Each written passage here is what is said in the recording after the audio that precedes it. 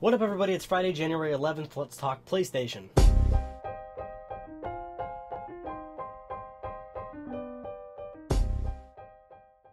And it looks like we got some news to talk about this week. So Kaz Hirai, the CEO of Sony, has come out to say that Vita sales are a bit lower than expected. So basically, yeah, coming out of an interview from CES, he was pretty much pressed about, Vita and what's going on with it, and he admitted that it's just not doing as well as he thought it would. Now, Kaz Hirai still had some defense. Basically, he was saying he cares more about the long term, and he's looking in the long term for Vita in the next 5 to 10 years of where Vita is going to be then. And to be fair, that is kind of what Sony's been doing. As you can see from the PSP and the PS3, those systems did not have bang-out starts, much like the PS1 and PS2 did have bang-out starts, but PSP, PS3, they really did have slow starts, and even though, yes, they got crushed by Wii and DS, there's still no denying that the PSP and PS3 were financial successes for Sony. They sold 70 million units respectively between both systems. And you know what? I agree with Kaz. You can't judge a product on its first 6 to 8 months on the market, especially with video games, PS3 and PSP, it takes a little bit for them to really pick up and really start to show some more success, especially with the Vita. And for the Vita, I don't think it's going to ever do gangbusters. I don't think it's ever going to sell like 100 million units,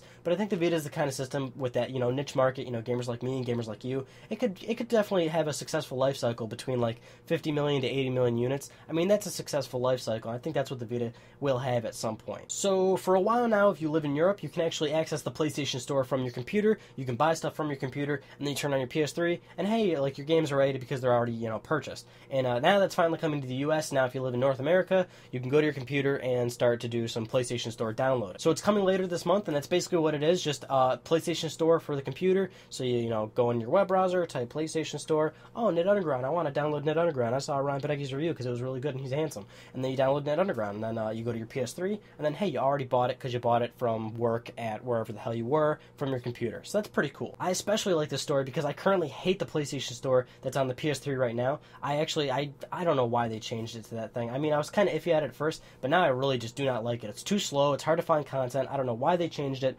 So once this launches and during this month, I'm going to start purchasing stuff for my computer. So this was on a couple weeks ago on Let's Talk PlayStation, but the story is resurfacing, I guess, because now it's even more true than it was before. I don't know. But apparently PS3 units have now shipped more units than the Xbox 360. So what that means is units that are shipped to stores, PS3 has more units in stores ready to be sold compared to the Xbox 360 over the lifetime. So Games Industry International is now reporting that the PlayStation 3 has shipped 77 million units to retail, and the Xbox 360 has shipped 76 million units to retail. This does not mean the PS3 has outsold the 360, but what it does mean is that consumers are demanding PS3 more than 360. And of course, demand translates to sales, and sales translates to actual raw numbers that we can look at. I don't think there's any doubt about it. 2013 is definitely going to be the year that PS3 finally crosses over 360 in sales, especially comparing the two games coming out for each system this year. I mean, 360 has almost nothing, just multi-platform stuff, and then PS3 you do have that exclusive stuff that people are going to buy PS3 for. It's like The Last of Us, God of War Ascension, Beyond Two Souls, Sly Cooper Thieves in Time.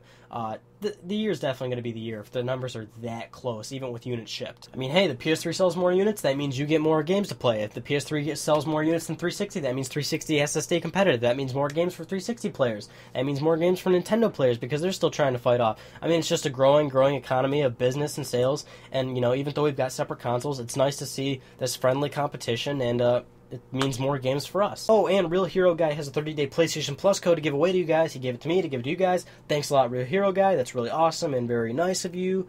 If you want the code, just comment below. I mean, let's just talk in the episode. Nothing really special. And I'll announce that next week for the winner. That concludes this week's episode of Let's Talk PlayStation. I'm Ryan Benecki. Thank you so much for talking with me, and I will see you next Friday.